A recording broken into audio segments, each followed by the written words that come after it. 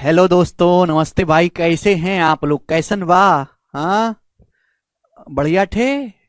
चलिए मेरे प्यारे भाई, तो हम लोग परसेंटेज पढ़ रहे हैं, प्रतिशत। जरूरत से ज्यादा स्लो स्पीड से मैं पढ़ा रहा हूं क्योंकि आप आप बहुत बेकार हो पढ़ने में, इसलिए और कोई कारण नहीं है। ठीक है। वरना आपको अगर मेरी स्पीड देखनी हो तो आज मैंने यूट्यूब पे गगन प्रताप मैथ चैनल पे एमटीएस का सॉल्यूशन करवाया है।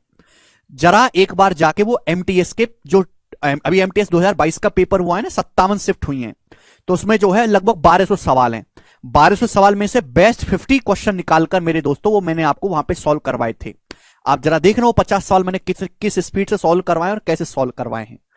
लेकिन बच्चे जो नई जनरेशन आ रही है वो बिल्कुल घटिया है पढ़ने में, मतलब बिल्कुल उसको बाकी सब कुछ आता है गणित के अलावा। गणित के अलावा उसे सब कुछ आता है। ठीक है ना।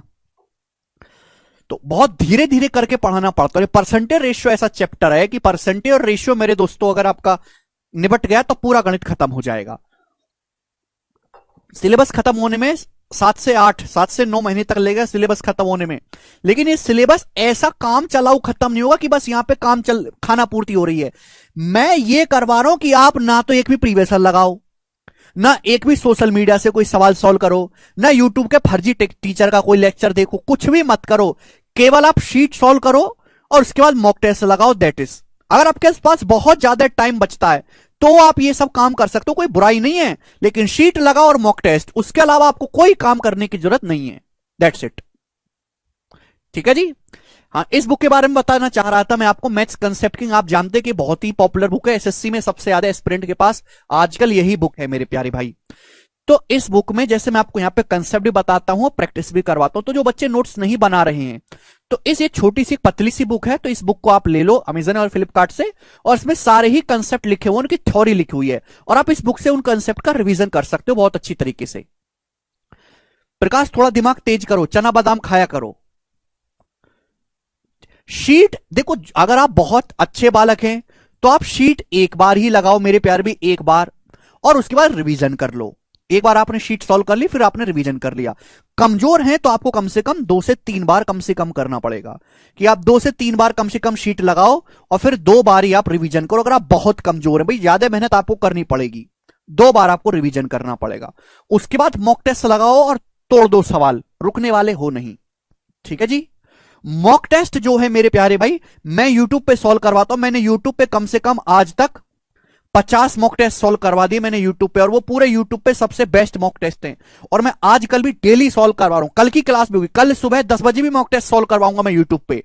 तो आप उस मॉक टेस्ट को भी लाइव आपके देखा करो, चाहे सिलेबस आपका पूरा हुआ या नहीं हुआ है, मगर लाइव आपके देखा करो आप। ठीक है जी। एक बात मैं आपसे और पूछना चाहता हूं कि आपके इलाके में टमाटर का क्या भाव चल रहा है? आज मैं टमाटर लेने गया भाई, मुझे आलू टमाटर की सब्जी बनवानी थी। वो ससुरा बोला कि 140 रुपया किलो है। हमने कहा 20 रुपए के दो, उसने हड़का दिया हमको।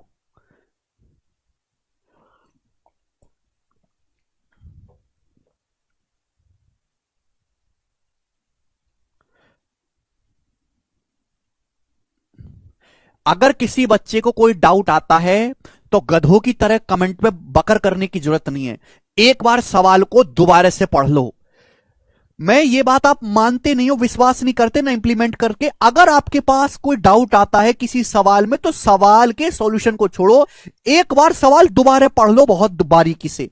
जैसे ही आप सवाल दोबारा पढ़ोगे आपका डाउट अपने आप खत्म हो जाएगा। आधा चांस है 50%। सवाल ना तो सॉल्यूशन दोबारा से रिपीट करके देख लो। अगर आप ये काम कर लो तो 70-80% डाउट आपका खत्म हो जाएगा। अगर आप ये काम कर लो 70-80% बच्चों का। लेकिन ना तो कोई बालक सवाल ढंग से पढ़ता है, ना कोई सॉल्यूशन को रिपीट करके देखता है। बस थोड़ी सी दिक्कत हुई, कमेंट में उंगली करी, कमेंट में उंगली करी, और ये आपके दिमाग को स्लो बनाता है। हर छोटी छोटी बात के लिए मुझ पर डिपेंडेंट रहने की जरूरत नहीं है ना। हर जैसे आपकी उम्र हो गई, अब आपकी उम्र घर वालों पर डिपेंड होने की जरूरत नहीं है। वो उम्र थी एक 5 साल 6 साल 7 साल के, जब मम्मी भी आपको चम्मच से खीर खिलाती थी। आज नहीं है। आज तो काम नहीं करोगे तो मम्मी भी झाड़ू से मारेंगी तुमको। हर छोटी छोटी बंदूक के लिए मेरी गोदी में आने की जरूरत नहीं है। अपना भी सेल्फ एफर्ट बहुत ज्यादा जरूरी है। खुद की भी खोपड़ी का इस्तेमाल करो। सवाल को अगर तुम 2-3 बार पढ़ोगे तो आधी चीजें क्लियर हो जाती हैं। सवाल है तो फिर सॉल्यूशन को दोबारा पढ़ लो। और रिवीजन बहुत जरूरी है कि पिछली क्लास में जो पढ़ाया गया उसको आप अगली क्लास में पढ़ के आओ, तो ही आपका कल्याण होगा, अदरवाइज कुछ नहीं हो पाएगा। ठीक है जी, अरे बोलो। चलिए अब हम टॉपिक पे वापस आते हैं। हम लोग पढ़ रहे हैं परसेंटेज, और परसेंटेज में इनकम एक्सपेंडिचर वाले सवाल चल रहे हैं। कल मैंने आपको बताया था इनकम बराबर एक्सपेंडिचर प्लस सेविंग, आय बराबर खर्चा प्लस बचत।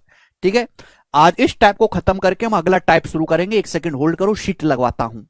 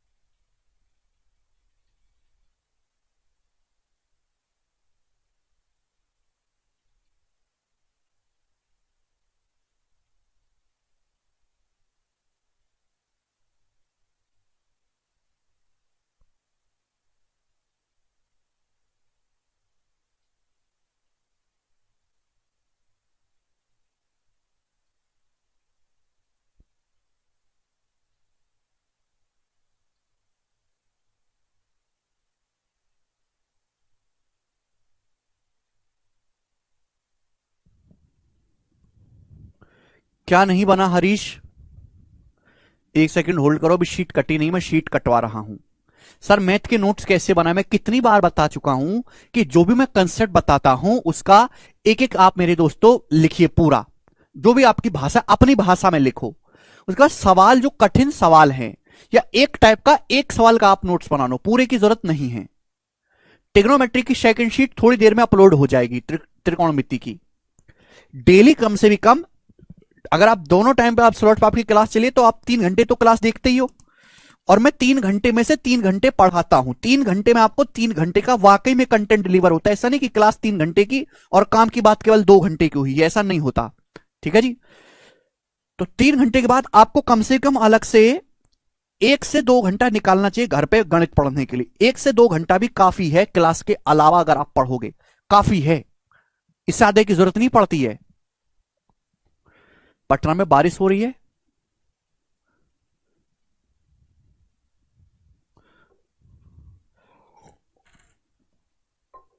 चलो भाई, कितने काटने टोटल ये किशो? हाँ ठीक है, चलिए भाई सवाल आएंगे अब आपके सामने, टनाटन टनाटन सॉल्व करते चलिएगा मेरे साथ। हम्म,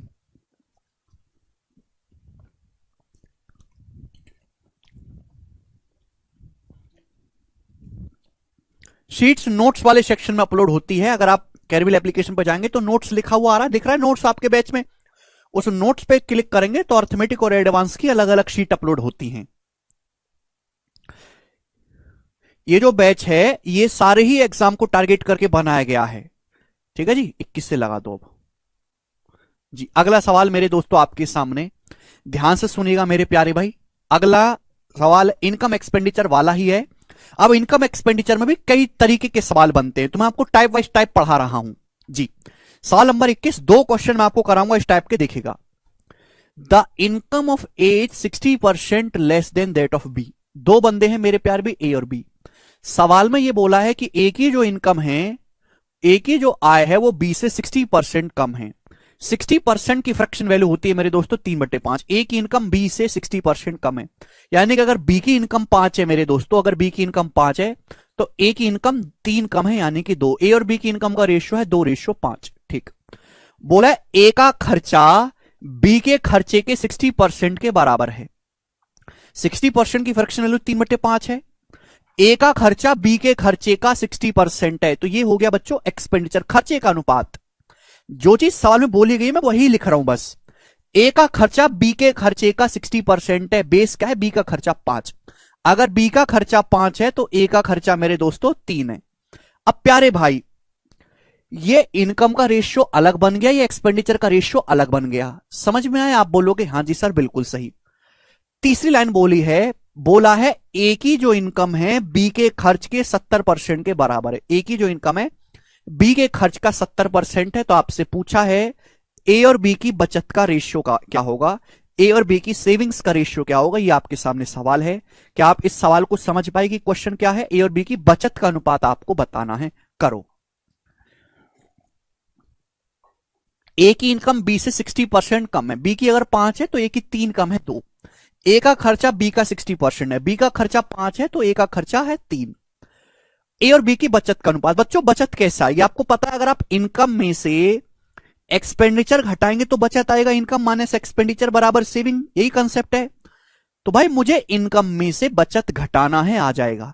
लेकिन बच्चों ये रेशियो अलग है, इनकम का ये अलग है। इन दोनों रेशियो में आपस में कोई रिलेशन नहीं है, इन दोनों अनुपात में आपस में कोई रिश्ता नहीं है।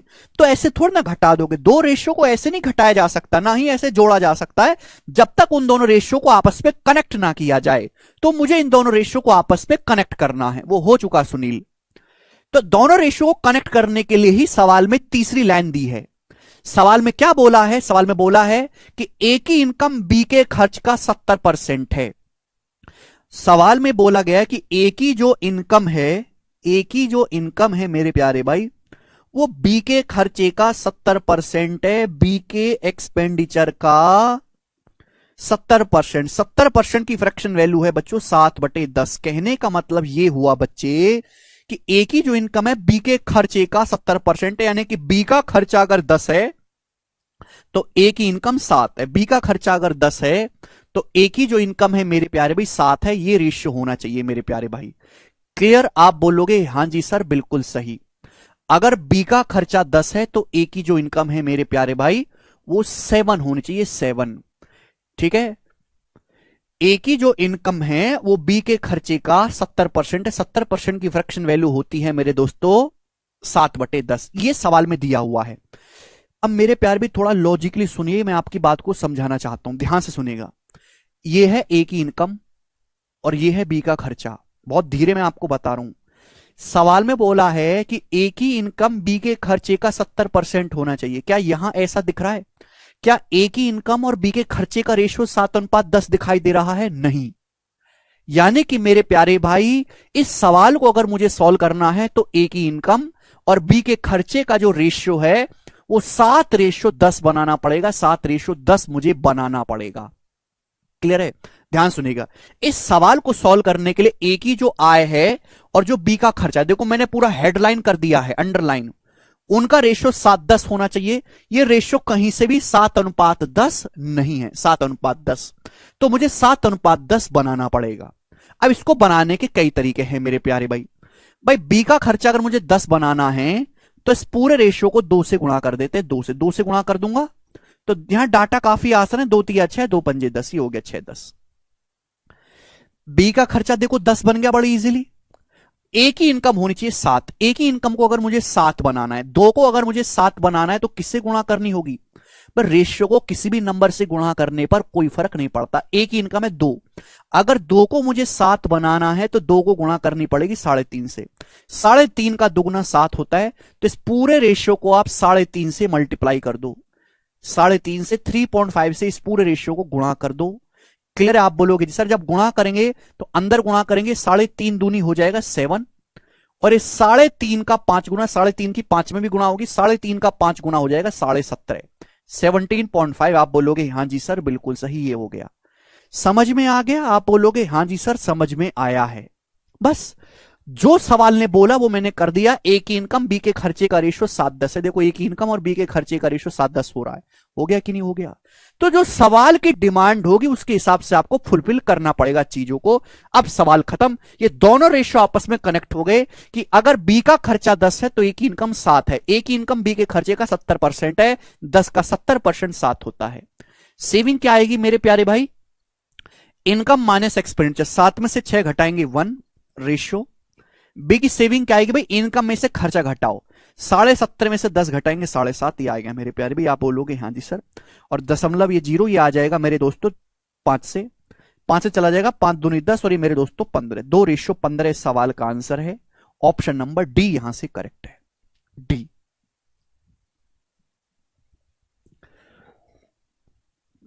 ये इस सवाल को करने का एक तरीका है जो जब लगेगा जब डाटा काफी आसान होगा, और इसको हम बोलते हैं जुगाड़ू तरीका, कि हमने भाई जुगाड़ सेट कर लिया और इजीली सेट भी हो गया। लेकिन अगर डाटा काफी कैलकुलेटिव होगा या हमें जुगाड़ ना ढूंढना पड़े, हम हर सवाल को एक ही तरीके से कर पाए, तो मैं आपके सामने वो भी बताता हूं। ध्यान सुनिएगा, ये सवाल है, मुझे इस सवाल में ए और बी की बचत का अनुपात निकालना है। बचत होती है इनकम माइनस खर्चा, इनकम में से खर्चा घटा तो बचत आता है। लेकिन ये दो रेशियो अलग अलग हैं मेरे प्यारे में, इन दोनों रेशियो में रिलेशन बिठाना है। अब मेरे दोस्तों कंसेप्ट से समझिए इस सवाल को, जुगाड़ से नहीं। देखो, मुझे ए की इनकम और बी के खर्चे का जो रेशियो है 7:10 बनाना है। जब भी आपको दो संख्याओं को कनेक्ट करना है, जब भी आपको दो संख्याओं को कनेक्ट करना है मेरे प्यारे भाई, तो सबसे पहले उनको इक्वल बनाओ। अगर दो चीज इक्वल हो जाती हैं तो उनको ऊपर नीचे कुछ भी किया जा सकता है, जब तक इक्वल ही नहीं है। भाई हम कैसे पता कर पाएंगे कि कौन ज्यादा है कौन कम है? जब इक्वल होगा। तो सबसे पहले मेरे प्यार में इक्वल बनाओ, उसके बाद ऊपर नीचे सवाल की डिमांड कुछ भी कर लो। आप एक बात बताओ, सवाल में बोला है ए की इनकम बी के खर्चे का रेशियो 7:10, 7:10 बाद में करना, पहले इक्वल बनाओ। ए की इनकम है 2, बी का खर्चा है 5। अब 2 और 5 को इक्वल बनाना है 10:10। 10 बनाने के लिए ऊपर मेरे प्यार में हम 5 से गुणा कर देंगे, 2 और 5 का एलसीएम 10 होता है, तो ऊपर 5 से गुणा कर देंगे, नीचे 2 से गुणा कर देंगे। आप बोलोगे हाँ जी सर बिल्कुल सही, 2 से गुणा कर देंगे तो इक्वल बन गया। ये भी 2 पंजे 10 हो गया, ये भी आपका 2 पंजे 10 हो गया। एक बेटा अंदर गुणा होती है, गुणा 5 से गुणा होने का मतलब अंदर गुणा होगी, 2 पंजे 10 रेशियो 25, ये है मतलब इसका। तो देखो ए की इनकम भी 10 बन गई, बी का खर्चा भी 10 बन गया, सेम कर लिया। लेकिन सेम थोड़ा ना करना है, ए की इनकम और बी के खर्चे का रेशियो 7:10 होना चाहिए। ए की इनकम बी के खर्चे का रेशियो 7:10 होना चाहिए। सबसे पहले मैंने बराबर बनाया, ए का इनकम भी 10 बन गया, बी का खर्चा भी 5 दूनी 10 बन गया। लेकिन बराबर नहीं करना, ए की इनकम बी के खर्चे का रेशियो क्या होना चाहिए? 7:10। तो ऊपर 7 से गुणा कर देंगे और नीचे 10 से गुणा कर देंगे। आप बोलोगे हाँ जी सर बिल्कुल सही, कोई परेशानी नहीं है। और उसके बाद सिंपल घटा देना है, घटा देना है। आप बोलोगे जी सर घटाने के बाद भी मुझे क्या लेना है बच्चों? घटाने के बाद भी मुझे रेशियो ही लेना है, घटाने के बाद भी मुझे अनुपात ही लेना है। तो भाई एक चीज बताओ, इस वाले रेशियो में गुणा हो रही है इससे, इस वाले रेशियो में गुणा हो रही है इससे। यहां मेरे दोस्तों 5 है, यहां 10 है। जब मुझे घटा के रेशियो ही लेना है, यानी कि काटना ही है, तो मैं स्टार्टिंग में ही ना काट दूं। एक बात बताओ, यहां 5 से गुणा हो रही है 10 से, तो 5 काट नहीं सकते दोनों जगह से? 5 काट लो, यहां 5 से काट लोगे तो 7 बचेगा केवल, या 5 से काट लोगे 10 को तो केवल 2 बचेगा। आप बोलोगे हाँ जी सर सवाल सॉल्व। ए की इनकम है 7 दूनी 14, 7 की गुणा होगी, ए की इनकम है 7 दूनी 14, 14 में से खर्चा घटाएंगे 4 तिया 12, 14 में से 12 घटाएंगे 2 आएगा। बी की इनकम है 7 पंजे 35, 35 में से 4 पंजे 20, 4 पंजे 20 घटाएंगे 15, तो बी का बचत 15, ये आ गया रेशियो। ये हो गया दूसरा तरीका इस सवाल को करने का। ये बेस्ट तरीका है कि पहले चीजों को बराबर बना लो, बराबर बनाने के बाद जो सवाल डिमांड कर रहा है उसको एडजस्ट कर लो, इससे आप कभी कंफ्यूजन में नहीं जाओगे। ठीक है, एक सवाल मैं आपके सामने और लेता हूं ऐसा ही, ठीक है जी, और जल्दी से करेंगे इस सवाल को। 22वां ये बनाइएगा बच्चों। The income of A is 80% of बीज इनकम। सवाल बिल्कुल ऐसा ही है, बस डाटा चेंज है। ए की जो इनकम है वो बी का 80% है, ए की जो इनकम है वो बी का 80% है। 80% की फ्रैक्शन लो 4/5। ए की इनकम बी का 80% है, बी की इनकम अगर 5 है तो ए की इनकम 4 है, ये रेशियो आ गया। उसके बाद ए का खर्चा बी के खर्चे का 60% है, 60% की फ्रैक्शन लो 3/5। ए का खर्चा बी के खर्चे का 60% है, 60% की फ्रैक्शन लो 3/5। यानी कि बी का खर्चा अगर 5 है तो ए का खर्चा 3 है।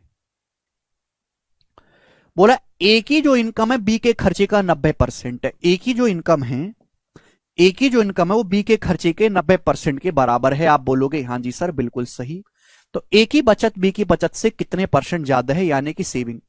मुझे सवाल को सॉल्व करने के लिए ए और बी की सेविंग्स का रेशियो निकालना है। ए और बी की सेविंग्स का रेशियो पता लग जाएगा तो सवाल सॉल्व होगा। बताइएगा, करो। ए और बी की सेविंग्स का रेशियो निकालना है। ए की जो इनकम है वो बी के खर्चे का 90% है, बी के खर्चे का 90%। बताइएगा।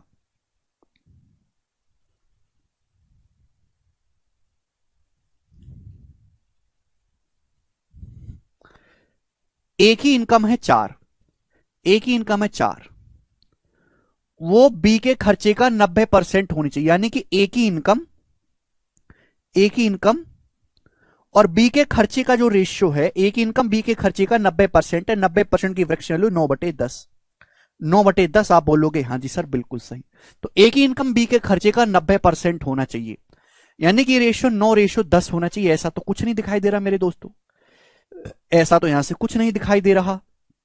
तो क्या करते हैं भाई, एक ही इनकम बी के खर्चे को पहले बराबर बनाते हैं। यहां पे 4 है, यहां 5 है, 4 5 को इक्वल बना लेना है भाई। यहां 4 है और यहां 5 है, 4 5 का एलसीएम 20, ऊपर 5 से गुणा कर दो, नीचे 4 से।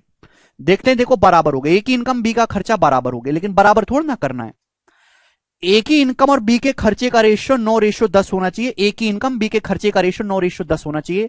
ऊपर 9 से गुणा कर दीजिए, नीचे 10 से गुणा कर दीजिए। आप बोलोगे हाँ जी सर बिल्कुल सही, और घटा लो। आप बोलोगे हाँ जी सर बिल्कुल सही, घटा लीजिए। सीधा सीधा आएगा मेरे प्यारे भाई।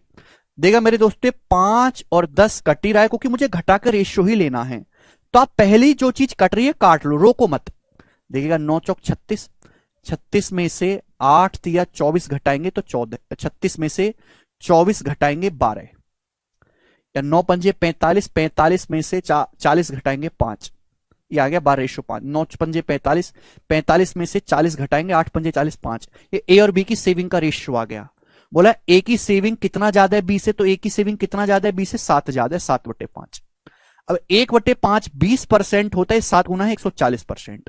तो ए की सेविंग बी से 140% ज्यादा है, बी ऑप्शन आंसर है। तो तरीका हर जगह अप्लाई होगा, कभी दिक्कत नहीं करने वाला है तरीका।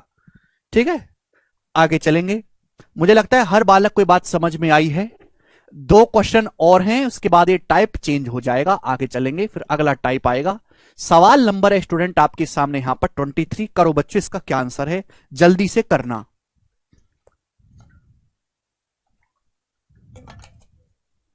जल्दी से करना जी। 23 नंबर सवाल बहुत प्यारा है, थोड़ा डिफरेंट है। A and B spent 60% and 75% of their income respectively. A और B अपनी इनकम का 60% और 75% खर्च करते हैं। A की जो सेविंग है B से 20% ज्यादा है, A की सेविंग B से 20% ज्यादा है। तो आपसे पूछा है, बताओ A की जो इनकम है, ए की जो इनकम है बी से कितना परसेंट कम है। जो चीज आपसे पूछे उस पर तो ध्यान से दो। ए की आय बी से कितना परसेंट कम है, यानी कि इस सवाल को सॉल्व करने के लिए मुझे ए और बी की इनकम का रेशियो चाहिए। अगर मुझे सवाल सॉल्व करना है तो मुझे ए और बी की इनकम का रेशियो चाहिए, इनकम का, तब ये सवाल सॉल्व होगा। जबकि सवाल में दिया क्या है, सवाल में ए और बी की सेविंग्स का रेशियो दिया है, सेविंग्स का रेशियो, ए और बी की सेविंग्स का रेशियो दिया है, सेविंग्स का। क्लियर है। देखो आप इस सवाल को 100 मान के भी कर सकते हो, फ्रैक्शन से भी छाप की है। बोला ए की बचत बी से 20% ज्यादा है, 20% की फ्रैक्शन वैल्यू होती है 1/5। ए की बचत बी से 20% ज्यादा है, यानी कि बी अगर 5 रुपए की बचत कर रहा है तो ए 6 रुपए की बचत कर रहा है, ऐसा सवाल बोला गया। अगर बी 5 रुपए की बचत कर रहा है तो ए बचत कर रहा है 6 रुपए की। आप बोलोगे हाँ जी सर। देखो मेरे दोस्तों, बचत आते कैसे, खर्चा करके। ए और बी अपनी इनकम का 60% खर्च करते हैं। अगर ए अपनी इनकम का 60% खर्च कर रहा है, ए अगर अपनी इनकम का 60% खर्च कर रहा है तो बाकी का 40% ही तो बचत कर रहा है ए। अगर कोई आदमी ए अपनी इनकम का 60% खर्च कर रहा है तो ए अपनी इनकम का 40% बचा रहा है। 40% का मतलब 2/5 बचा रहा है। इसका मतलब अगर एक ही इनकम अगर 5 है, अगर एक ही इनकम 5 है मेरे दोस्तों, तो 2 रुपए की बचत कर रहा है। ये तो मतलब हुआ, अगर कोई बंदा ए 60% खर्च कर रहा है, मुझे बचत का रेशियो दिया तो मैं बचत पे ध्यान लगाऊंगा ना, खर्चे को क्यों करूंगा। अगर 60% खर्च कर रहा है ए तो 40% बचत किया। 40% का फ्रैक्शन वैल्यू 2/5, यानी कि अगर ए 5 कमा रहा है तो 2 की बचत कर रहा है। सवाल के अकॉर्डिंग ए बचत कितनी कर रहा है, 6 की। 2 की वैल्यू अगर 6 है 3 गुना, तो 5 की वैल्यू भी 3 गुना होगी, 15, यानी कि 15। तो ए की जो इनकम है वो 15 रुपए है, ए की इनकम जो 15 है। क्लियर है। आप बोलोगे हाँ जी सर। आप ऐसे भी सोच सकते हैं कि ए 40% बचत कर रहा है, जबकि ए बचत कर रहा है 6 रुपए की। अगर 40% की वैल्यू 6 है तो ए की इनकम होगी 100%, 100% की वैल्यू 15 होगी, 2.5 गुना। 40 का 2.5 गुना 100 होता है, 6 का 2.5 गुना 15 होता है। आप ऐसे भी सोच सकते हैं। अब बात करते हैं बी के बारे में। बी अपनी इनकम का 75% खर्च कर रहा है। अगर बी ने 75% खर्च कर दिया तो बी ने बचाया कितना है? 25% बचत करिए बी ने 25% बचत करिए मेरे प्यारे भाई। और बी बचत कर कितने की रहा है? 5 रुपए की। अगर बी 5 रुपए की बचत कर रहा है, 25% बचत कर रहा है, तो बी की इनकम क्या है? इनकम होती है 100%। 100% आपको निकालना है तो 4 से गुणा करेंगे 20, यानी कि बी की जो इनकम है वो 20 रुपए है। अरे तभी तो भाई 20 रुपए का 75% 15 होता है, 20 में से 15 खर्च कर दिए तभी तो 5 बचेगा। 20 का 75% खर्च कर दिए तभी तो 5 बचेगा। क्लियर? आप बोलोगे हाँ जी सर। तो आपको यहां पे दिया है खर्चे का परसेंटेज, वहां से सेविंग निकाल लो और सवाल सॉल्व। आप ऐसे भी सोच सकते हैं कि हमारा जो बंदा बी है वो 75% खर्च कर रहा है, तो बी 25% बचत कर रहा है। 25% का मतलब 1/4। 1/4 का मतलब ये हुआ कि अगर बी 4 यूनिट कमाता है तो 1 की बचत कर रहा है। बी बचत कर रहा है 5 की। 1 की वैल्यू 5 है तो 4 की वैल्यू 20 है। बी की इनकम 20 है। आप ऐसे भी सोच सकते हैं। तो मुझे पता चल गया ए की इनकम 15 है, बी की इनकम 20 है, तो ए की इनकम 20 से कितना कम है? 5/5 कम है, 5/20, यानी कि 1/4। 1/4 मतलब 25% कम है। डी ऑप्शन आंसर है। कितना आसान सवाल है।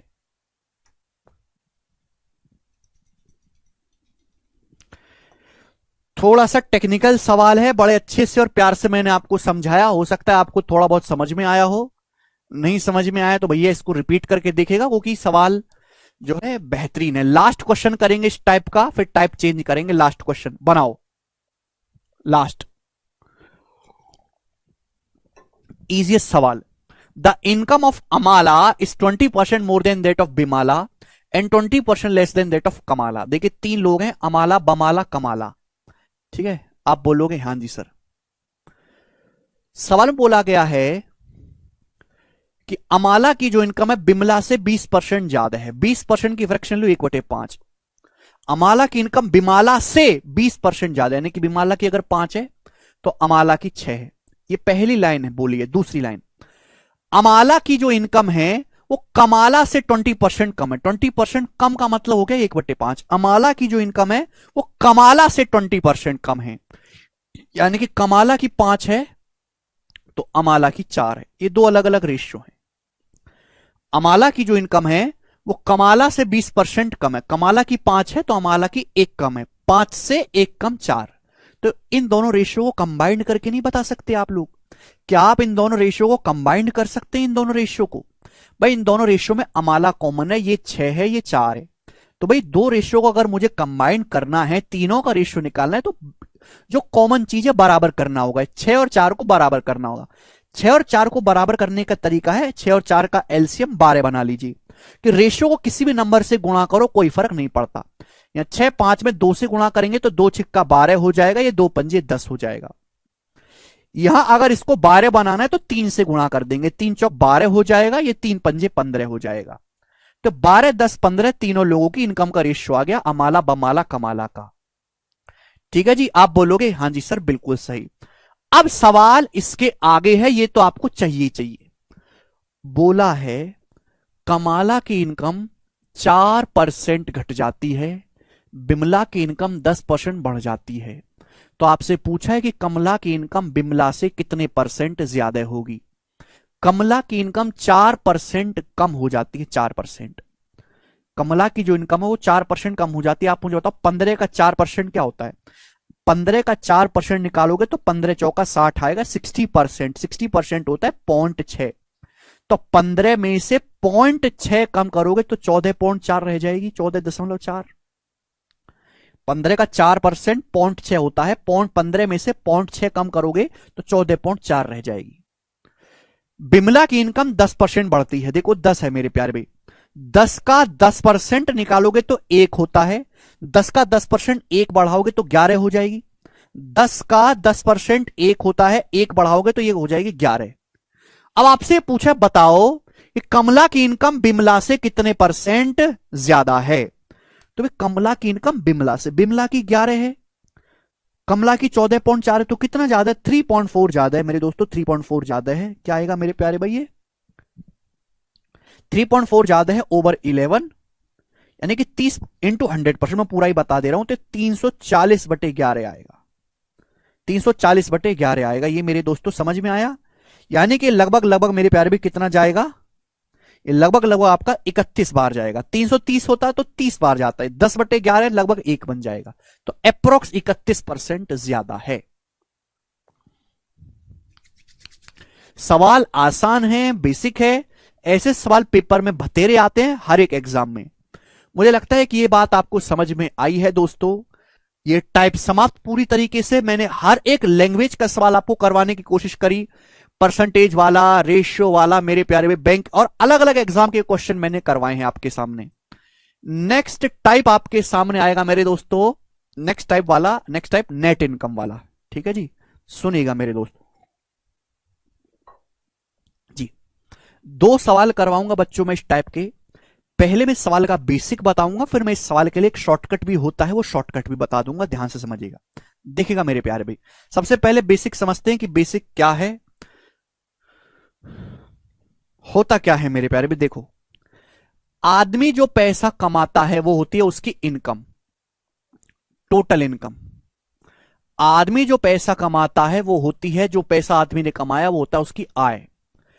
इनकम में से सरकार कहती है कि हमको टैक्स दे भाई, तो इनकम में से सरकार मांगती है आपसे टैक्स। सरकार जब आप टैक्स देते हो तो टैक्स देने के बाद जो आपकी पॉकेट में बचता है उसे हम बोलते हैं नेट इनकम, उसे हम बोलते हैं मेरे प्यारे भी नेट इनकम। यानी कि हिंदी में हम लोग इसको कहते हैं शुद्ध आय। बच्चों हिंदी में हम लोग इसको क्या कहते हैं? शुद्ध आय। नेट इनकम बराबर इनकम माइनस टैक्स। क्लियर है? आप बोलोगे हां जी सर। नहीं समझे होगे, मैं आपको एक एग्जांपल से समझाता हूं।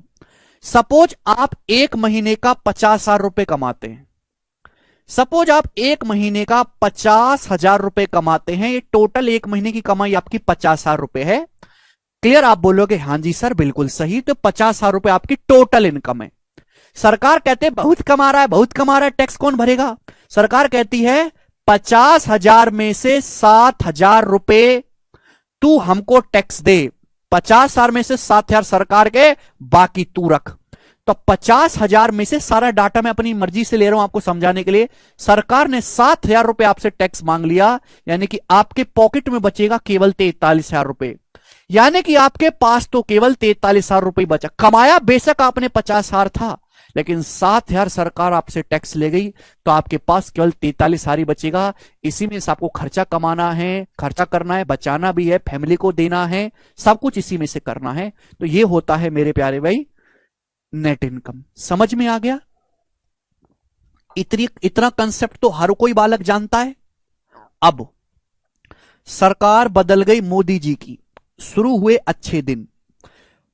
इनकम 50,000 की 50,000 ही रहती है मेरे प्यारे भाई। अच्छा, यहां तक कोई दिक्कत नहीं। मैं आपसे ये पूछता हूं, ये बताओ रेट ऑफ इनकम टैक्स क्या होगा? अगर मैं यहां से पूछूं कि इनकम टैक्स की रेट क्या है, आय कर की दर क्या है, आय कर की दर पूछूं कि आप सरकार को कितना % टैक्स दे रहे हो, आय कर की दर क्या है बताइएगा? आय कर की दर क्या है? रेट ऑफ इनकम टैक्स क्या है? सरकार को कितना % टैक्स दे रहे हो? आप देखो ध्यान से, आप एक महीने का टोटल 50,000 रुपए कमा रहे हो, एक महीने का टोटल 50,000 रुपए। 50,000 रुपए में से आप एक महीने में सरकार को 7,000 रुपए टैक्स दे रहे हो। इसी को परसेंटेज में बदलना है इंटू 100%।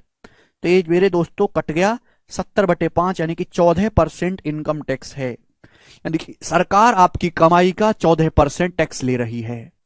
क्लियर? बात समझ में आई? यस और नो?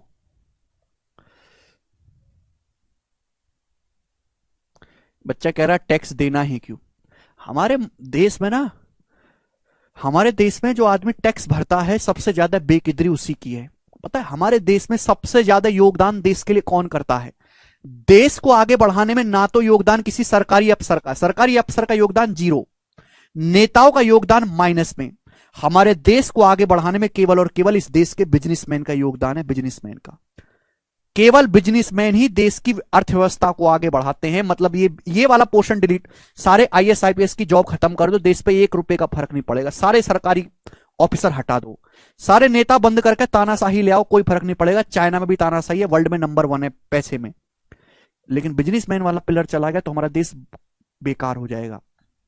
पता है, हमारे देश में अगर कोई आदमी ईमानदारी से मेहनत करके बिजनेस कर रहा है और टैक्स भरता है तो सरकार को 43% टैक्स दे रहा है। 43% टैक्स वो सरकार को, 43% सबसे ज्यादा हाई टैक्स है पूरी दुनिया में। हमारे देश में सबसे ज्यादा हाई टैक्स में से है। यानी कि आदमी मोटा मोटा अपनी 12 महीने की कमाई में से लगभग 5.5 महीने की कमाई टैक्स में दे रहा है। 12 महीने की कमाई में से 5.5 का 5 महीने, 12 महीने की कमाई में से आदमी 5 महीने की कमाई सरकार को टैक्स दे रहा है।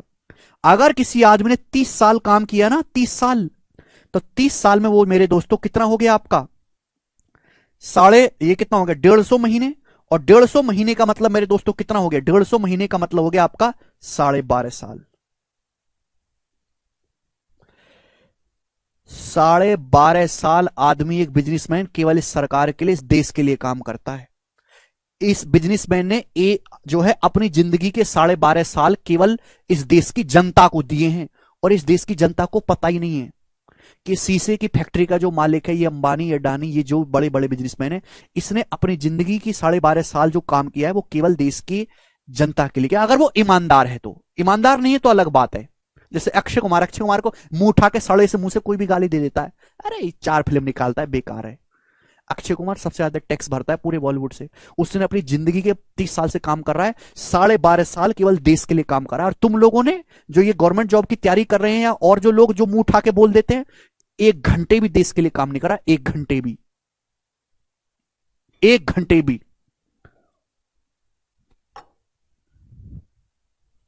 अक्षय कुमार उस मामले में बहुत जो है अच्छा आदमी है, इज्जत होनी चाहिए।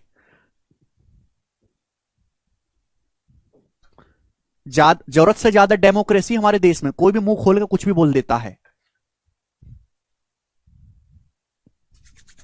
हमारे देश की जनता की जबान को दबाने की जरूरत है, कुछ भी बोल देती है किसी के लिए, क्योंकि ऐसा नहीं होना चाहिए। ये अगर अक्षय कुमार जैसे लोग ना हो तो ना सड़क बनेगी, ना हॉस्पिटल बनेगा, कुछ भी नहीं होगा। हम भी जो है 43% के आसपास टैक्स देते हैं हम भी अपनी कमाई का।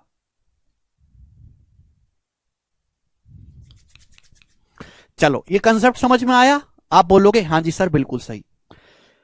50,000 में आपका ये एग्जांपल ले लेते हैं कि आपकी जो बैच की फीस है वो 1500 रुपए है। ये 1500 रुपए का 18% सीधा सीधा हम टैक्स देते हैं, 270 रुपए। आप में से हर एक आदमी ने 1500 में से 270 रुपए सरकार को जीएसटी दिया, जीएसटी। समझ में आया? ठीक है भाई, चलो ध्यान से सुनिएगा। अब यहां पे आगे कंसेप्ट समझाते हैं। भाई आदमी की इनकम में कोई चेंज नहीं होता, आदमी की इनकम 50,000 ही रहती है। आदमी की इनकम में कोई बदलाव नहीं हुआ, पहले भी 50,000 कमाता था, आज भी 50,000 रुपए कमाता है, कोई बदलाव नहीं हुआ।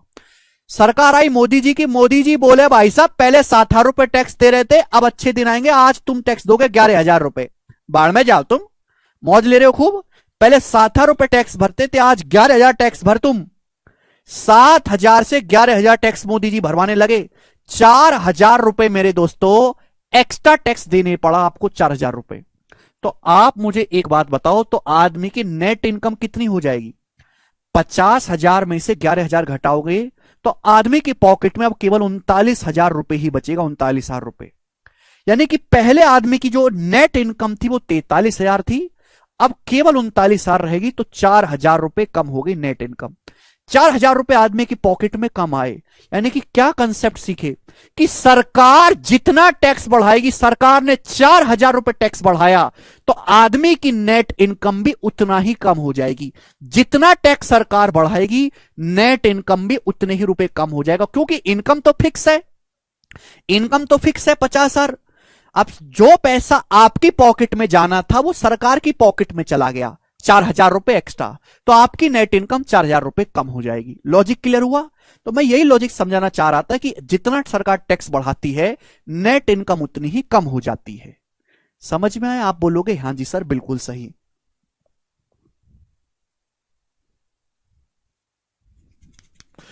ठीक, ये है बेसिक। बेसिक से पता नहीं कौन सा बेसिक चाहिए जीतू को, यही बेसिक है भाई, और कौन सा बेसिक चाहिए तुमको ये तो बताओ मुझे। अब इस पे बेस्ड ये सवाल है, मैंने आपको कंसेप्ट बेसिक समझा, ये करो बनाइए।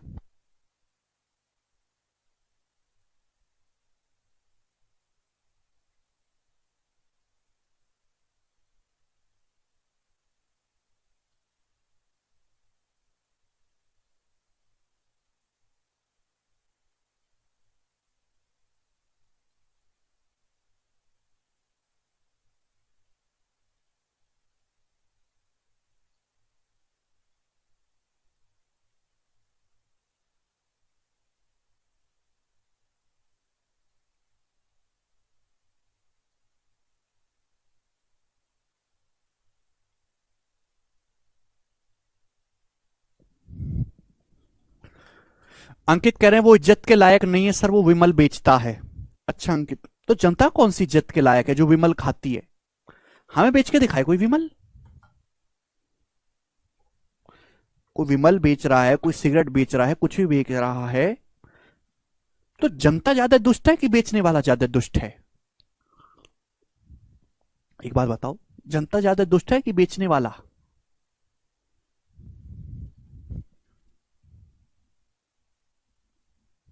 वो तो खा रही है, ये बताइएगा, करो सवाल। जनता सबसे ज्यादा दुष्ट है हमारे देश की, कोई सहानुभूति नहीं मुझे जनता से देश की।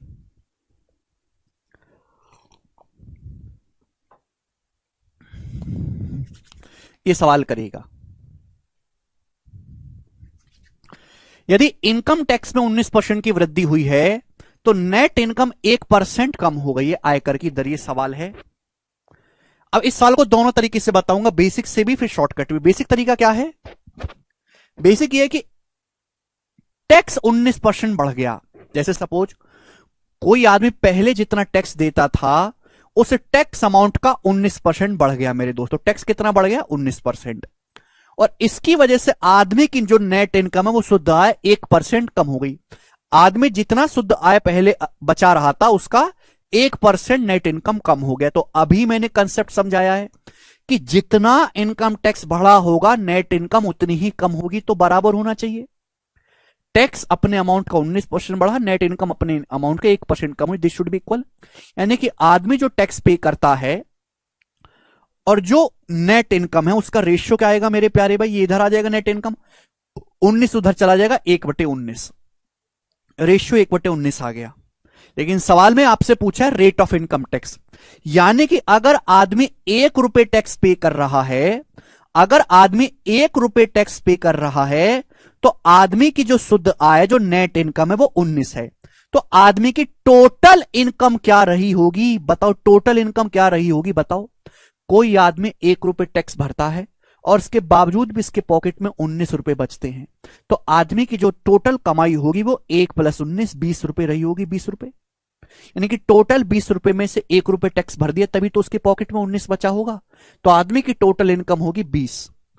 यही रेट ऑफ इनकम टैक्स है। 1/20 कितना होता है? 5% इनकम टैक्स की दर है। सी ऑप्शन आंसर है। ये सवाल को करने का हुआ बेसिक सॉल्यूशन। समझ में आया? आप बोलोगे हाँ जी सर। टोटल इनकम बराबर income net income plus tax. ये सवाल एक फिक्स पैटर्न का सवाल है जो पेपर में बार बार आता है। इस सवाल में आपको इतना करने की जरूरत नहीं है, हाँ ये आपको पता जरूर होना चाहिए।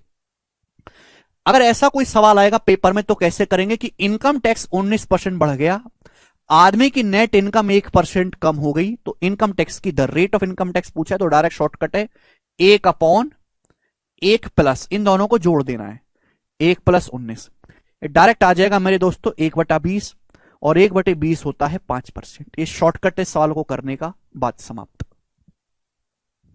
अभी तो समझाया, आगे चलते हैं। एक और क्वेश्चन करेंगे फिर उसके बाद अगला टाइप आएगा, और अगला टाइप बहुत इंपॉर्टेंट है। सवाल नंबर है आपके सामने यहां से 26। मुझे इस सवाल का आंसर चाहिए आप लोगों से। इनकम टैक्स 22% बढ़ जाने के कारण नेट इनकम 3% कम हो जाती है, आयकर की दर बताओ। इनकम टैक्स 22% बढ़ जाने के कारण नेट इनकम 3% कम हो जाती है, आयकर की दर डायरेक्ट शॉर्टकट है 3/3 + 22, यानी कि 3/25। 1/25 4% होता है, 3/25 12%। तो 12% इस सवाल का आंसर है, ए ऑप्शन करेक्ट है।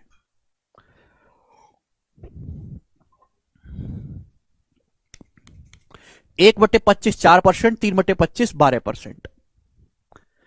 मुझे लगता है कि अब आप इस टाइप के सवाल को कर लेंगे। नेक्स्ट क्वेश्चन आपके सामने आएगा बच्चों, नेक्स्ट वैरायटी आपके सामने आएगी अब यहां से, परसेंटेज ब्रेक मेथड। सब लोग अपनी कॉपी में हेडिंग डालेंगे, percentage break method. Percentage break method, अगला कंसेप्ट 3 सवाल करवाऊंगा इस कंसेप्ट पे, बहुत प्यारा सवाल है, सुनना मेरी इस बात को।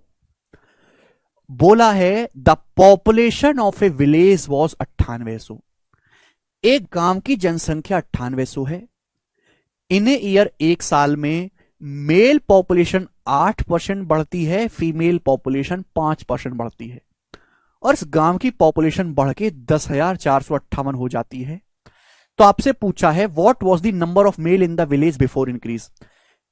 बढ़ने से पहले गांव में पुरुषों की संख्या कितनी थी। देखिए, एक गांव में मेल भी हैं और फीमेल भी हैं, तो एक गांव में मेल प्लस फीमेल पॉपुलेशन मिला के कितनी है, 9800, 9800। आप बोलोगे हाँ जी सर। पुरुषों की जनसंख्या 8% बढ़ती है, मतलब जितने पुरुष आबादी है, पुरुषों की आबादी 8% बढ़ती है। महिलाओं की जो आबादी है वो 5% बढ़ती है, 5%। जबकि गांव की जो टोटल आबादी है वो पहले 9800 से बढ़ के 10,458 होगी, 10,458। तो आपसे पूछा है बताइए गांव में पुरुषों की संख्या पहले कितनी थी, बढ़ने से पहले। अब देखो, मैं आपसे इस सवाल को समझाने से पहले कंसेप्ट बताता हूं। कंसेप्ट, मैं आपसे कहता हूं कि दो संख्याएं ए और बी, दो संख्या जैसे समझो ए और बी है, दो संख्याएं ए और बी, ए और बी। मैंने ए को भी 5% बढ़ा दिया, मैंने बी को भी 5% बढ़ा दिया, 5%। तो आप मुझे बताओ ए प्लस बी कितना परसेंट बढ़ जाएगा, ए प्लस बी, बीच में प्लस है, ए प्लस बी कितना परसेंट बढ़ जाएगा, ये सवाल है। मैं कहता हूं कि माना दो संख्याएं ए और बी हैं, मैंने ए को भी 5% बढ़ा दिया, मैंने बी को भी 5% बढ़ा दिया, तो बताओ ए प्लस बी, ए और बी दोनों संख्या मिलाकर कितने परसेंट बढ़ जाएंगी, जवाब दीजिएगा, बताओ। पहले कंसेप्ट समझो, बेसिक। एक बात बताओ कि दो संख्याएं ए और बी हैं, मैंने ए को भी 5% बढ़ा दिया, बी को भी 5% बढ़ा दिया, तो दोनों संख्याएं ए और बी मिलकर कितने परसेंट बढ़ जाएंगी। महिमा कह रहे हैं 10%। बीटा बीच में प्लस का साइन है, शाहबाज बीच में प्लस का साइन है, ए प्लस बी। ये बात समझो, जैसे आपके ना परिवार में 5 मेंबर, आपके पिताजी कमाते हैं, आपकी मम्मी जी कमाती हैं, आप कमाते हो, आपके 2 छोटे भाई कमाते हैं। एक फैमिली में जैसे सपोज 5 मेंबर हैं, 5 मेंबर, हर आदमी की इनकम 5%, 5%, 5%, 5%, 5%, हर आदमी की इनकम 5% बढ़ जाती है। तो परिवार की ओवरऑल इनकम कितनी बढ़ेगी, ओवरऑल इनकम, ओवरऑल इनकम का मतलब पांचों आदमी की कुल मिलाकर आय कितने परसेंट बढ़ेगी, 5% ही बढ़ेगी, 5%। पहले ए प्लस बी था, दो संख्या ए और बी है, योग था ए प्लस बी। आपने ए को 5% बढ़ा दिया, किसी भी संख्या को 5% बढ़ाओगे तो 105% हो जाएगी। बी को 5% बढ़ाओगे तो बी का 105% हो जाएगा। तो अब ए प्लस बी का मान इतना होगा भाई, पहले ए प्लस बी ये था और अब ये है, तो भाई यहां से 105% कॉमन आ गया, ब्रैकेट में क्या बचा, ए प्लस बी। तो ए प्लस बी खुद का 105% नहीं हो गया कि 5% यहां भी बढ़ा है, 5% यहां भी बढ़ा, बीच में प्लस का साइन। तो ओवरऑल भी अगर 105% हो गया तो ए प्लस बी कितना बढ़ा है, 5% ही बढ़ेगा, 5%। समझ में आया, क्लियर है। अरे भैया एक बात कहो, जैसे मार्केट में टमाटर का दाम भी 5% बढ़ गया, धनिया का भी 5% बढ़ गया, आलू का भी 5% बढ़ गया, मटर का भी 5% बढ़ गया, हर सब्जी का दाम 5% बढ़ गया। तो आपके पिताजी घर पे आके क्या कहेंगे, यार सब्जी ना महंगाई 5% बढ़ गई। महंगाई 5% बढ़ने का मतलब ओवरऑल हर चीज की वैल्यू 5% बढ़ गई है, ओवरऑल। ओवरऑल का मतलब बीच में प्लस का साइन है, प्लस का साइन। समझ में आया। सब्जी, टमाटर भी, आलू भी, मटर भी, पनीर भी, हर किसी की कीमत सपोज 5% बढ़ जाती है, तो ओवरऑल जो महंगाई है वो भी 5% ही बढ़ जाएगी। ठीक है जी, मैंने आपको समझा दिया। जिनको ना समझ में है वो भाड़ में जाओ, अब उसके नहीं आ सकता समझ में। इतनी छोटी सी बात आपको पता होनी चाहिए थी। इसी कंसेप्ट का इस्तेमाल मैं करूंगा मैं इस सवाल को सॉल्व करने में, इसी कंसेप्ट का। सुनो, मेल प्लस फीमेल एक गांव में 9800 हैं। मेल आबादी 8% बढ़ी, फीमेल 5% बढ़ी। आबादी वो मेरे दोस्तों बढ़ के कितने होगी? 10,458। पहले 98 लोग थे गांव में, अब 10,458 हो गए, तो कितने बढ़ गए? 200 और 458 यानी कि 658। यानी कि गांव में लोग बढ़े कितने हैं? 658 लोग बढ़ गए। पहले गांव में 9800 लोग थे, अब 10,458 हो गए, तो कितने बढ़े भाई? इसमें से घटाओ, 10,458 में से 9800 माइनस करेंगे, 658 बढ़े हैं। क्लियर? आप बोलोगे हाँ जी सर क्लियर। मेल आबादी बढ़ी है 8%, फीमेल 5%।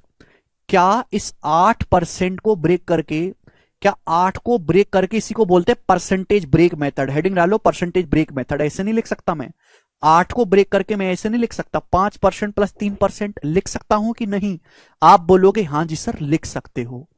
एक बात का जवाब दो, मेल आबादी भी 5% बढ़ी है, फीमेल आबादी भी 5% बढ़ी है, तो पूरे गांव की ओवरऑल आबादी मेल प्लस फीमेल भी 5% बढ़नी चाहिए। मेल पॉपुलेशन भी 5% बढ़ी, फीमेल भी 5% बढ़ी, तो गांव की ओवरऑल आबादी भी 9800 है ना, गांव की ओवरऑल आबादी भी 9800 का 5% बढ़नी चाहिए। 9800 का 5% कितना होता है भाई? 10%, 980। 980 का आधा 490 है। यानी कि अगर आदमी पुरुष 5% बढ़े हैं, औरत 5% बढ़ी है, तो ओवरऑल आबादी भी 9800 का 5%, 490 बढ़नी चाहिए, 490। लेकिन सवाल के अनुसार आबादी एक्चुअल में बढ़ी कितनी है? एक्चुअल में आबादी बढ़ी है 658। भाई बढ़नी चाहिए थी 490 है। सवाल में एक्चुअल आबादी 658 बढ़ी है। कितनी आबादी एक्स्ट्रा बढ़ी है? एक्स्ट्रा कितनी बढ़ी है? 8। 15 में से 9 गया 6, 5 में से 4 गया 1, 168। गांव की आबादी 168 एक्स्ट्रा बढ़ी है, 168 लोग एक्स्ट्रा बढ़े हैं। आप मुझे बताओ कि ये एक्स्ट्रा लोग कहां से आए? 168 एक्स्ट्रा कैसे बढ़े? गांव की आबादी भी 9800 का 5%, 490 ही बढ़नी चाहिए, लेकिन आबादी बढ़ी है एक्चुअल में 658। कितनी एक्स्ट्रा बढ़ी है मेरे दोस्तों? तो आप कहोगे सर 168 आबादी घटाएंगे, एक्स्ट्रा बढ़ी है। ये क्यों एक्स्ट्रा बढ़ी है? Where is extra coming? तो आप कहोगे सर ये जो मेल पॉपुलेशन है ना, ये 5 नहीं बढ़ी थी सर, मेल आबादी 8% बढ़ी थी सर, ये मेल पॉपुलेशन 3% एक्स्ट्रा बढ़ रही है। यानी कि आदमियों की जनसंख्या का, मेल पॉपुलेशन का 3% ही 168 है, पुरुषों की जनसंख्या का 3% ही 168 है। आप बोलोगे हाँ जी सर, मेल पॉपुलेशन का 3% ही 168 है, तो मेल पॉपुलेशन का 1% कितना होगा? जवाब दीजिएगा। आप बोलोगे जी सर ये 3 से चला जाएगा मेरे दोस्तों, 3 पंजे 15, 3 चिंग 18, 1% 56। तो मेल पॉपुलेशन का 100% होगा 5600, बेस मेल पॉपुलेशन। पुरुषों की जनसंख्या का 100%, पुरुषों की जनसंख्या का 100% 5600 है, पुरुष 5600 है मेरे प्यारे भाई, 5600 पुरुष हैं गांव में, और यही सवाल का आंसर है, बी ऑप्शन। खत्म। ये होता है परसेंटेज ब्रेक मेथड। क्या आपको कंसेप्ट समझ में आया? बहुत धीरे धीरे मैंने आपको समझाया। रितु, अगर सवाल में पूछा होता कि बताओ फीमेल जनसंख्या क्या है, फीमेल, तो भाई टोटल जनसंख्या 9800 है, जिसमें 5600 पुरुष है, तो बाकी फीमेल होंगी। 98 में 9800 में से 5600 माइनस करेंगे, तो फीमेल कितनी होंगी? 4200। 4200 फीमेल होंगी, 5600 और 4200, तभी तो 9800 आएगा। 3% की वैल्यू 68 है, 1% आएगा 168/3, ये 56 बार जाएगा। क्लियर है? चलेगा। एक सवाल मैं आपसे और पूछता हूं ऐसा, ये इंपॉर्टेंट कंसेप्ट है, एक सवाल मैं आपसे और पूछता हूं, जरा ये बताइएगा, 29 नंबर बताओ पहले, फिर उसके बाद 30 करवाऊंगा, इससे पहले वाला ये बताइएगा। बनाइए, सेम क्वेश्चन है, बताइएगा।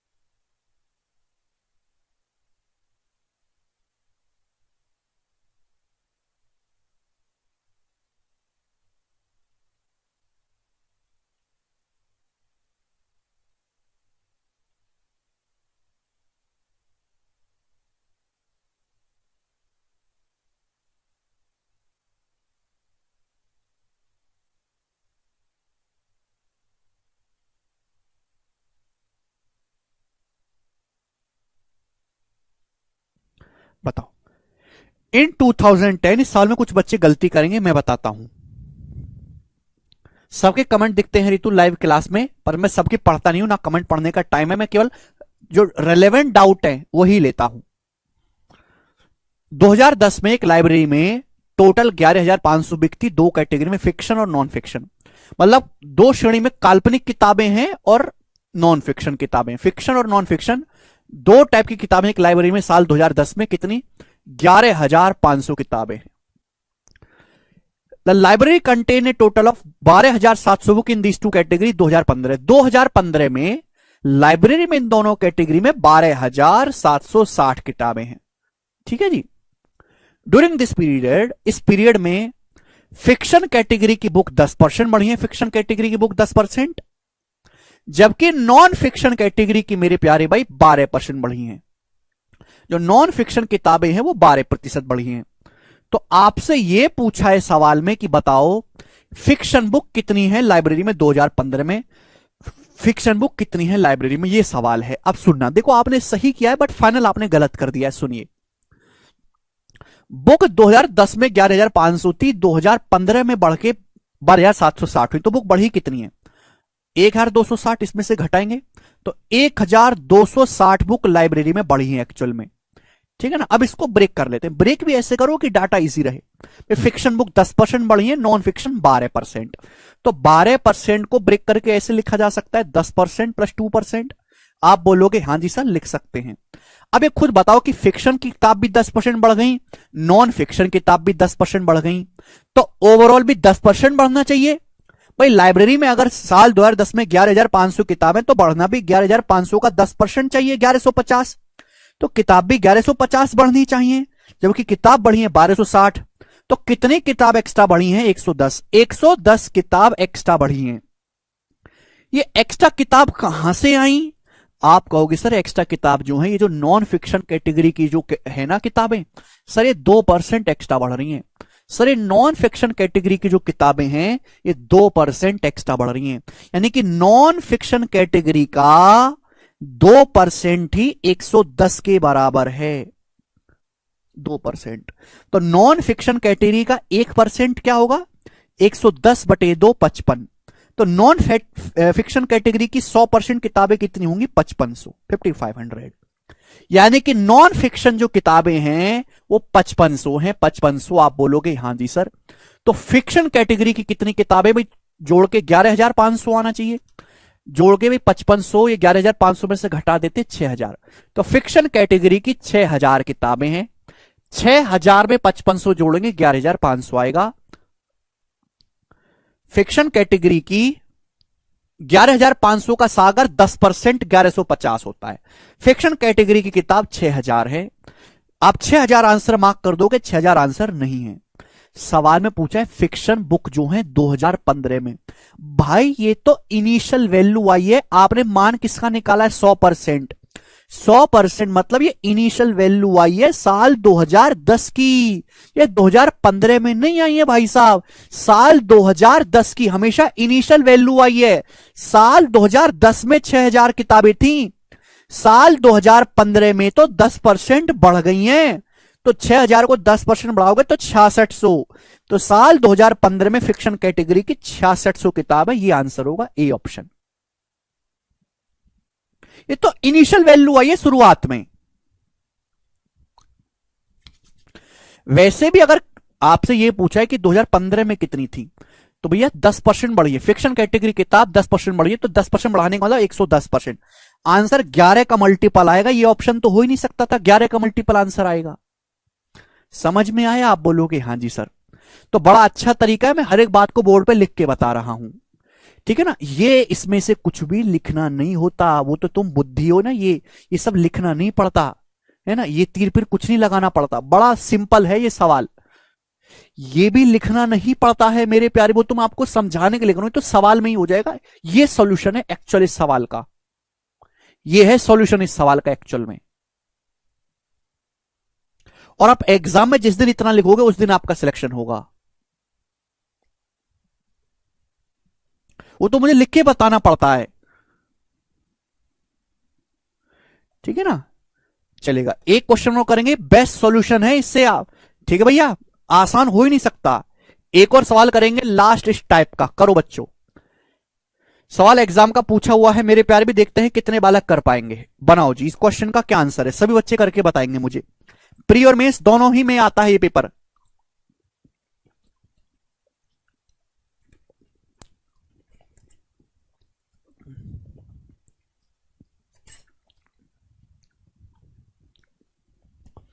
घटा के आया महेश, बिल्कुल 12% -2% भी हो सकता है फिक्स, बिल्कुल भैया अंकित। वो मैं इस सवाल में आपको करके बताऊंगा, देखो।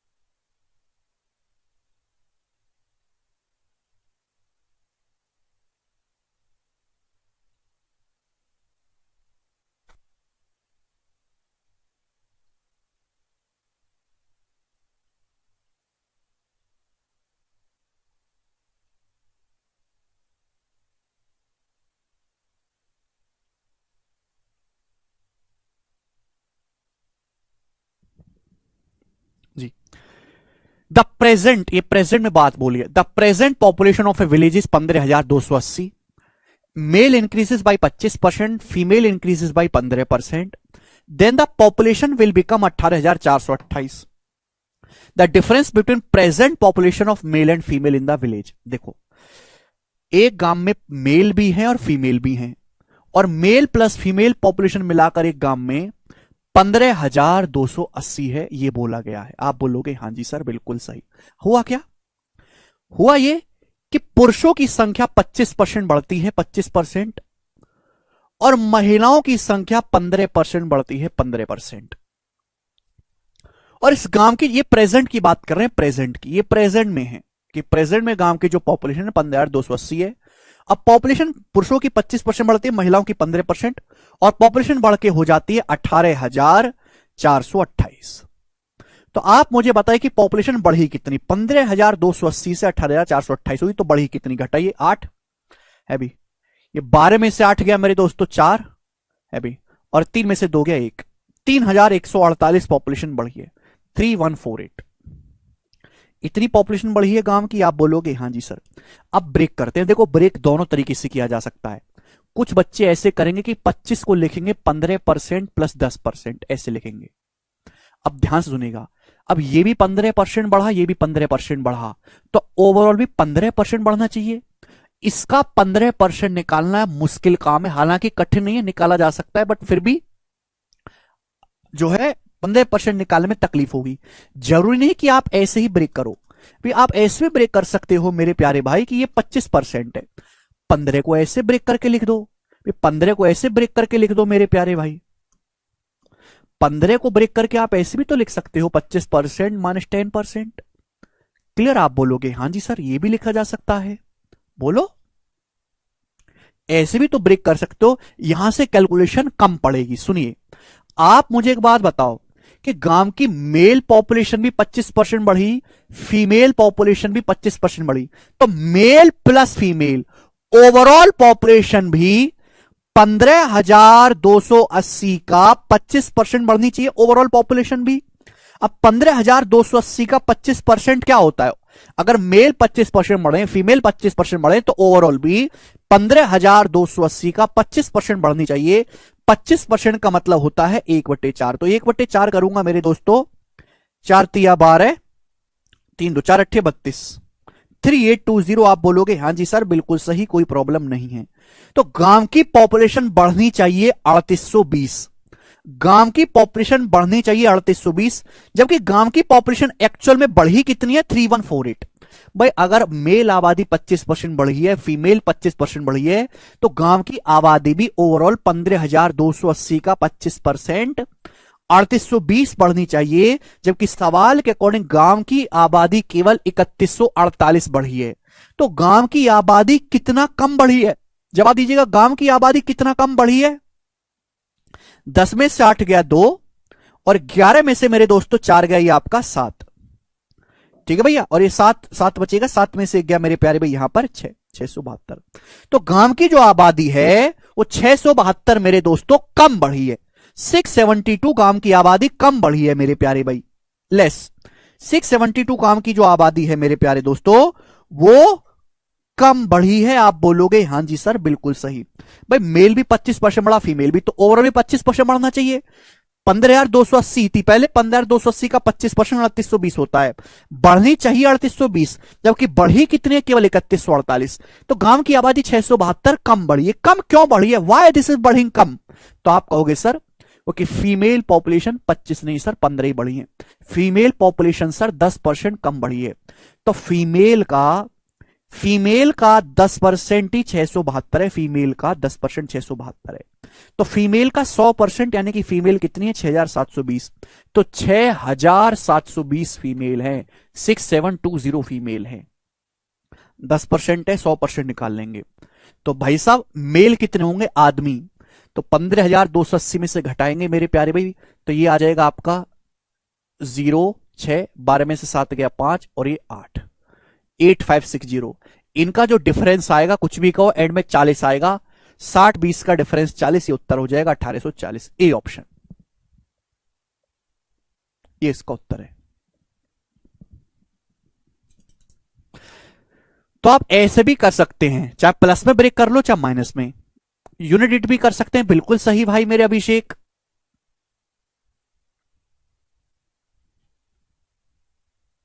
क्या अब आप इस टाइप के सवालों को कर पाओगे?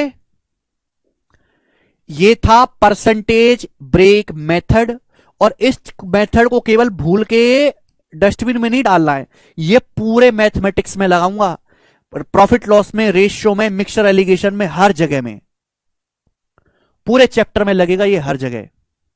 अब जो चीज दी है वो वर्तमान है, यही प्रेजेंट है, बाद में फ्यूचर है भाई। इनिशियल पॉपुलेशन को ही प्रेजेंट बोला गया है यहां पर।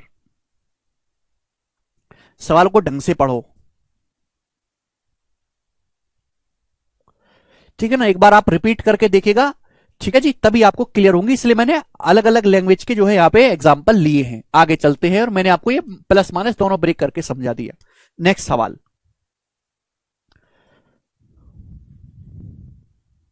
जी नेक्स्ट सवाल नहीं, नेक्स्ट टाइप आपके सामने आएगा मेरे दोस्तों, एग्जाम बेस्ड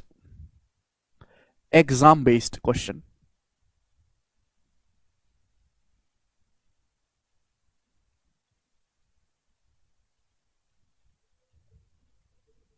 ठीक है जी, एग्जाम बेस्ड क्वेश्चन।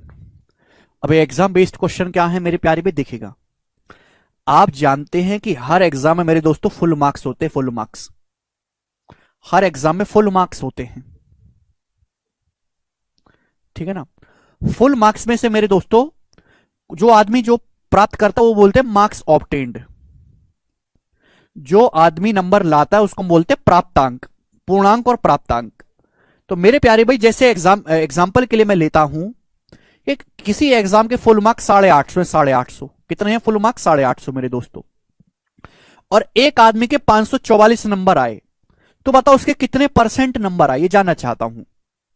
एग्जाम्पल के लिए एक लड़का एक एग्जाम में बैठा और एग्जाम के फुल मार्क्स 850 हैं, 850 में से उसके 544 नंबर आए, 544। तो हमें जानना चाहते हैं कि उसके कितने परसेंट नंबर आए।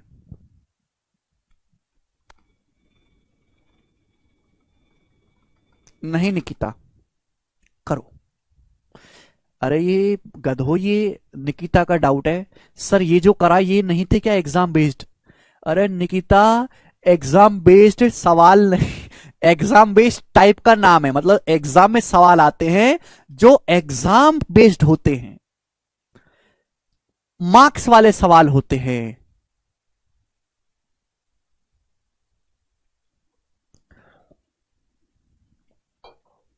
जी तो मेरे प्यारे भाई ये हो गया 850, ठीक है ना। 850 में से एक आदमी के, स्टूडेंट के 544 नंबर आए, उसको टोटल बेस वैल्यू हमेशा नीचे रखते 850 में से 544 नंबर आए, परसेंटेज में कितना आए होंगे इंटू 100%। ये कट जाएगा 0 से 0 मेरे दोस्तों, ठीक है। ये चला जाएगा मेरे दोस्तों आपका 17 से, 17 × 51, 17 दूनी 34, 17 पंजे 85 और 5 दूनी 10, यानी कि 64% मार्क्स आए हैं, 64%। तो जो बच्चों फुल मार्क्स होते हैं वो हमेशा 100% होते हैं, यानी कि 100% मार्क्स 850 के बराबर है। तो आपके 100% में से 64% मार्क्स आए हैं, जो कि 544 के बराबर है। ये बड़ी बेसिक सी बात है, आपको समझ में आई होगी। अब मेरे दोस्तों जो मैं चीज समझाना चाहता हूं उसके बड़े ध्यान से सुनेगा। मैं आपको 2 केस सिखाऊंगा, 2 केस। बच्चों ये है बॉर्डर लाइन, ये है बॉर्डर लाइन। बॉर्डर लाइन का मतलब ये पासिंग मार्क्स है, पासिंग मार्क्स। बॉर्डर लाइन का मतलब बच्चों क्या है, ये पासिंग मार्क्स है, पासिंग मार्क्स। जो इस बॉर्डर लाइन से ज्यादा नंबर लाएगा वो पास होगा, जो कम नंबर लाएगा वो फेल होगा। अब बच्चों 2 स्टूडेंट हैं, एक स्टूडेंट बॉर्डर लाइन से 20 नंबर कम ज्यादा लाया, 20 नंबर ज्यादा लाया है। एक दूसरा स्टूडेंट है जो बॉर्डर लाइन से 36 नंबर ज्यादा लाया है। तो मैं जानना चाहता हूं इन दोनों बच्चों के मार्क्स में कितने का अंतर होगा, इन दोनों बच्चों के जो मार्क्स आए उनमें कितने का डिफरेंस होगा, जानना चाहता हूं। भाई हम बस सवाल में दिया है कि एक बच्चा बॉर्डर लाइन से 20 नंबर ज्यादा लाया है, दूसरा बॉर्डर लाइन से 36 नंबर ज्यादा लाया है। हम ये नहीं बता सकते कितने मार्क्स लाया, हम ये नहीं बता सकते कितने परसेंट लाया, हम ये नहीं बता सकते कितने परसेंटेज लाया। बस हम यही बता सकते हैं कि दोनों के मार्क्स जो आए उनमें डिफरेंस कितने का है। करो जल्दी से।